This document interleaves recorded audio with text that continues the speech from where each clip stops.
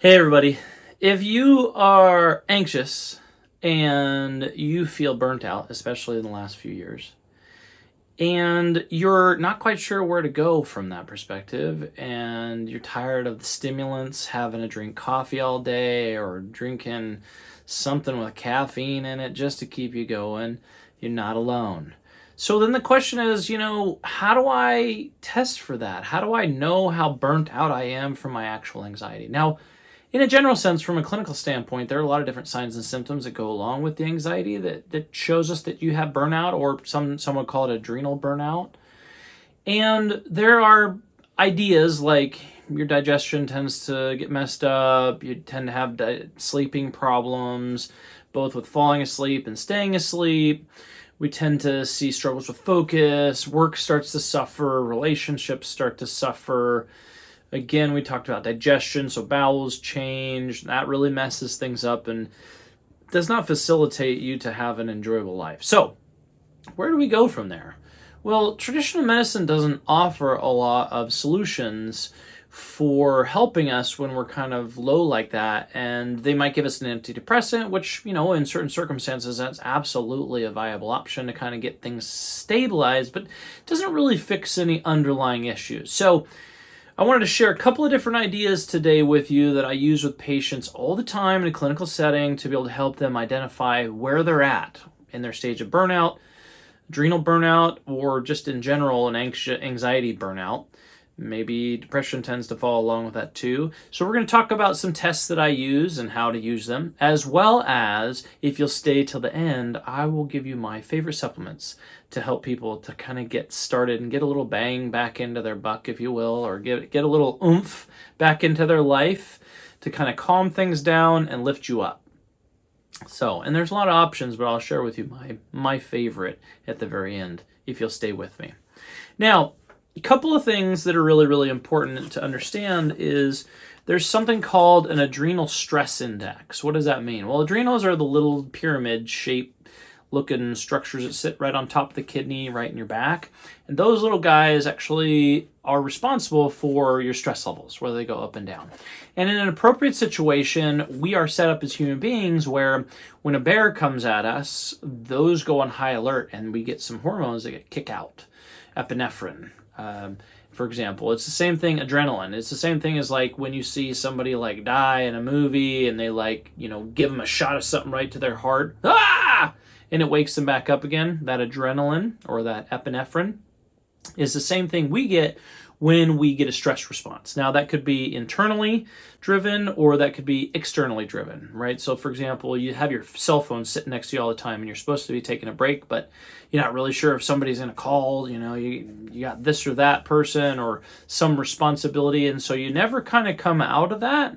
And in many ways, that's the bear that's chasing you. So that's fine in a short-term situation, but when you're anxious, what tends to happen, like myself, so I tend to a little bit of anxiety, catastrophizing, ruminating, overly focusing on different ideas. I've got a wife and children and a business to run, and so there are a lot of things that can go wrong. And so anxiety is based in this idea that we're forward thinking and we're trying to come up with all the potential things that might go wrong. And so if you focus on them, then it'll better your outcome, right, of being able to manage whatever happens. The difficulty with that is, we tend to do that over and over and over again, and your body starts to get worn out. So a way in which you can see how burnt out you are, we have a couple of different versions of this, but this adrenal stress index is going to be something that I give to a lot of my anxiety patients, where it's really simple. What it is it's a spit test. So what you're going to do is you're going to spit in vials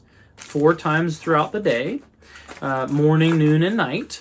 And that's going to give us an idea to understand where your stress levels are at. Now, this particular one is a little more of my fancy version. It gives us some information about some of your hormone levels additionally, as well as some digestive pieces.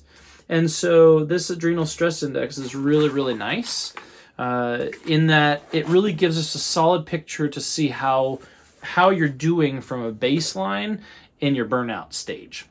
And so some additional tests that you could do at home, you may even have some of these things around, are going to be an orthostatic hypotension test. Now, that's a big fancy name for seeing if your blood pressure drops when you go from a laying to a standing position.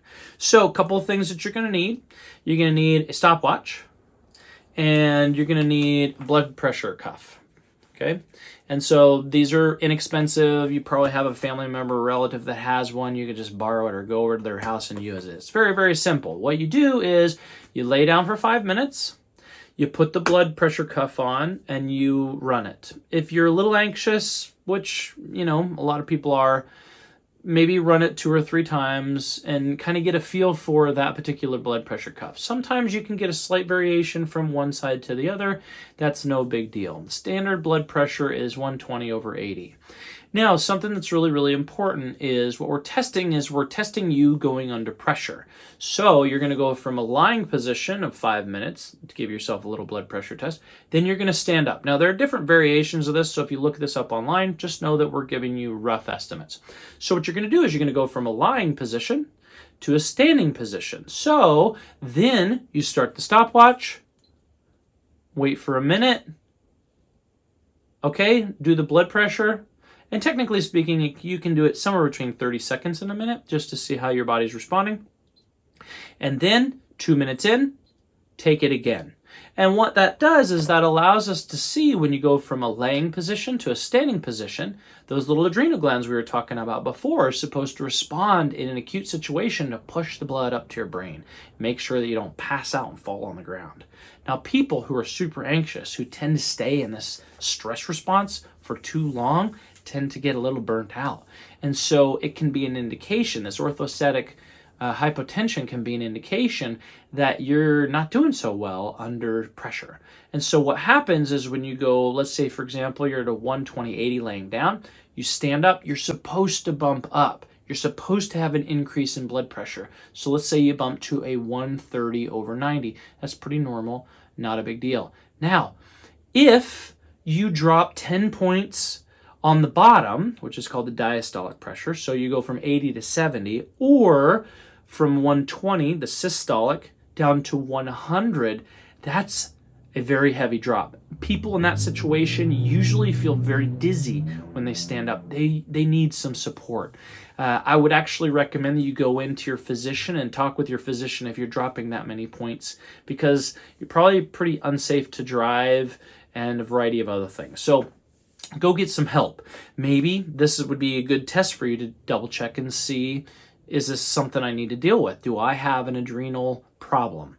So with that being said, the idea is to be able to help you understand where you are. Now, what do I do with that idea? Because, okay, my numbers don't look that good. The other thing to consider is the pulse. So the pulse is going to go from, let's say, an average pulse is 60 to 80. It should bump up, and then it should start to come back down. So that's the last piece of advice to pay attention to on the orthostatic hypotension. Your pulse should bump up, and then roughly the 2-minute mark, it should start to come back down again. 10 points, maybe 15 points. If you go up and you stay up like you're running a small race, that's not a good indication either. You're stuck in a stress response and you're not handling the stress well. So you might have been burnt out from your anxiety and have something called adrenal fatigue. So the next piece of information is, again, where do I go from here? Well, you can go in your traditional physician. They're probably not going to have a lot of good options for you from that health perspective. Maybe they'll say lose weight, maybe go walk, drink some water, that sort of thing. Some of those things are actually really good information. A lot of times people are not hydrated. That's a really common problem that I see all the time. A lot of times people are eating too many carbohydrates, too many sugars, blood sugars are imbalanced, and so they're in a stress response all the time. I also do a lot of holistic mental health, and so that anxiety, depression piece puts people in a stress response all the time. And a lot of times that's actually started from childhood, where they were expected to act in certain ways, and so you're still kind of running off that old software as a child, and so it puts you into a stress response. Now, the idea is to be able to recognize where you are. So if you're in a really low state, what can you do about it? Well, changing your diet, having a little more whole foods perspective. Usually if someone's this low, I don't prescribe to any one particular diet. I think a third of the population needs to do heavy proteins, a third of the population needs to do kind of half and half proteins and veggies, and a third of the population needs to do heavy duty veggies. Now, this idea of the anxiety piece, though, these people tend to be a little more in the burnt out place where they need a little more of the proteins. So we can probably, again, this is not a diagnosis or treatment for you, but generally speaking, when my patients come in and they crash and burn, I'm going to put them on some sort of a protein diet real consistently, because that protein really lifts and builds. Green veggies brings you down, breaks you down, detoxifies you. So in a general sense, that's the place in which I start with everybody. The foundation is going to be the diet and the lifestyle. So what else is it in your life that's potentially putting you into these stress responses? What's giving you anxiety?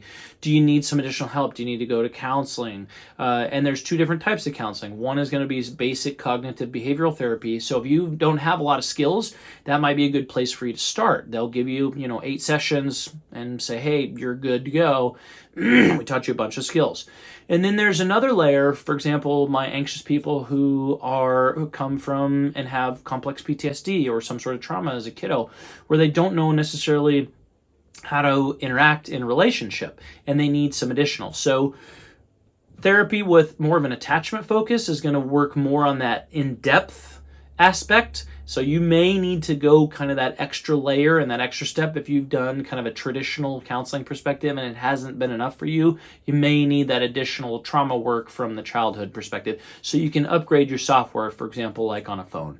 So without further ado, we're going to talk about some of my favorite supplements that I give to my anxious patients who are totally burnt out. I have lots and lots of them. These are some of my top picks. And one of the first is going to be, as this person is super duper anxious and they're burnt out and they're tired and they're having a hard time. They come home from work and they can't even do anything but go lay on the couch, fall asleep, and then have a hard time sleeping at night, is my tension ease with ashwagandha. This is one of my favorites. We go through a crap ton of this stuff here at the office. We always carry tons and tons on the shelves because I see a lot of people with anxiety, especially in the last couple of years.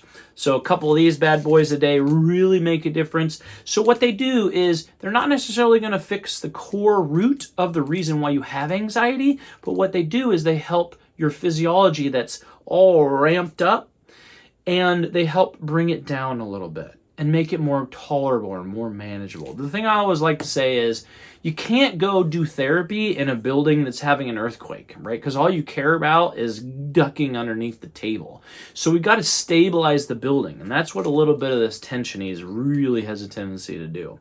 Now, usually my anxious people who are really burnt out are really, really low because their adrenal glands are really burnt out. And so what we have a tendency to do is for 1 to 3 months, a couple of months, we'll put them on some desiccated adrenal. Now, this is some of my absolute fantastic favorite first line of defense if somebody's really low and we need to really bump them up. I'll usually double, triple what it says on the box to give them a nice little oomph.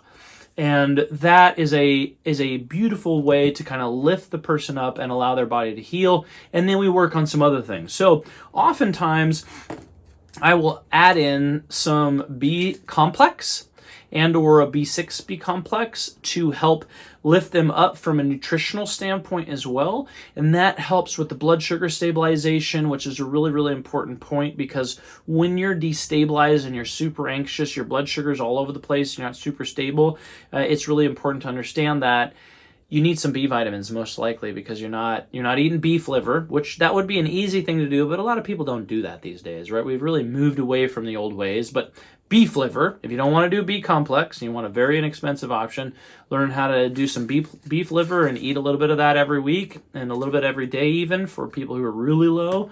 That's a really great option. It also really lifts the mood. Now, another thing that really tends to happen with the majority of my patients who are anxious is because they're burning all their energy all the time in their mind and in their arms and legs, because that's what happens when we go into that stress response, is all of our energy goes into those areas, is the digestive system really loses all the energy to be able to digest food. And the problem with that is when you lose the energy to digest your food, you can't receive the good, solid, stable, necessitated or the needed nutrients to be able to then restabilize yourself. And so you're in this nasty, nasty loop. So one of my favorite simple things to do is start somebody with 2 or 3 Zypan at every single meal. Zypan is going to be a combination of hydrochloric acid, so it brings a little heat to the digestive system. It also has a little bit of organs in there, organ support, pancreas, spleen, and some other digestive enzymes in there that really help you break up your food and provide energy right straight to that digestive system, which then helps you be able to bring energy to your digestive system, increases your ability to receive nutrition, which then helps you stabilize and helps the earthquake stop happening, which then helps make life a little more manageable. So, if you stayed here to the end, you can know that I put a link in the description down below. You can get that in our online medicinary, and you can get it 10% off by doing that with us. So I hope this helps with your anxiety and gives you a good place to start and to be able to move forward in your health. Please like and subscribe, and look forward to additional content coming your way to help you out with your anxiety today. This is Dr. Fisher, signing out.